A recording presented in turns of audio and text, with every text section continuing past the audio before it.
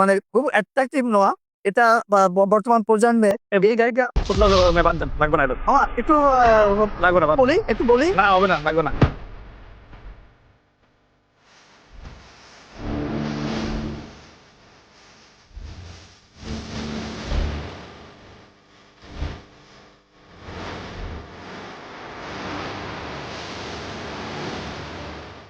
SK খান বলছি, গাড়ি মোটো limited থেকে এসকে খান। আমি এখন কথা বলবো আমাদের প্রেজেন্ট বর্তমান যে কালেকশন নোয়া নিয়ে। নোয়া আমাদের কাছে দুটো ম্যাজিক নোয়া আছে। এই নোয়া দুটো বাজারের অন্যান্য নোয়া থেকে একটু ভিন্ন, এবং এর যে অ্যাট্রাকশন অপশনগুলো আছে সেটা সত্যি এটা আকর্ষণীয়।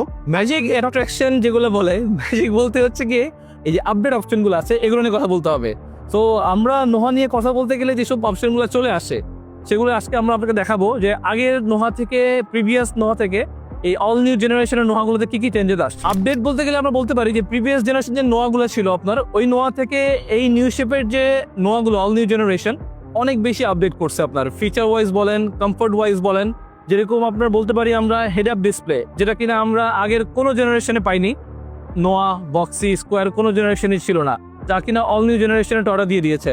360 ক্যামেরা বলি, প্রজেকশন হেডলাইট বলি, অ্যালয়েজ হুইল বলি, সবকিছুই টয়োটা আগের থেকে অনেক বেশি আপডেট করছে, যা কিনা আমরা কম্পেয়ার করতে পারি আলফার্ড, ভেলফেয়ার এগুলোর সাথে কম্পেয়ার করতে পারি। এবং সব থেকে বড় যে অপশনটা টয়োটা বেশি আপডেট করছে সেটা হচ্ছে কি আমরা আগের স্কোয়ার বলি, বক্সি বলি কোনোটাতেই পাইনি। সেটা হচ্ছে গিয়ে এই লেগ বেসটা বলে থাকি আমরা, যা কিনা আমরা এখন আলফার্ডে পেয়ে থাকি, বা অনেক দামি গাড়ি যদি হয় কোনো রেঞ্জ রোভার বলি, এসব লেভেলের গাড়িতে আমরা এই জিনিসটা পেয়ে থাকি, যা কিনা টয়োটা এত অল্প বাজারের গাড়ির ভিতরে টয়োটা প্রোভাইড করছে। তো আমাদের কাছে নোয়া, বক্সি যেসব গাড়িগুলো আছে নিউ শেপের অল নিউ জেনারেশন 2022-এর পর থেকে 2024 সাল পর্যন্ত বেশ কিছু ইউনিট আমাদের কাছে অ্যাভেলেবেল আছে। তো আপনারা গাড়ি বটাতে আসলে আপনারা ফিজিক্যালি দেখতে পারবেন।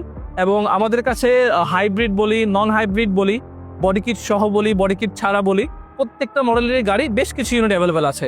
তো আপনারা শোরুমে এসে ভিজিট করুন, ফিজিক্যালি গাড়িগুলো দেখুন, আপনাদের পছন্দ মতো গাড়ি আপনারা চুজ করে নিন।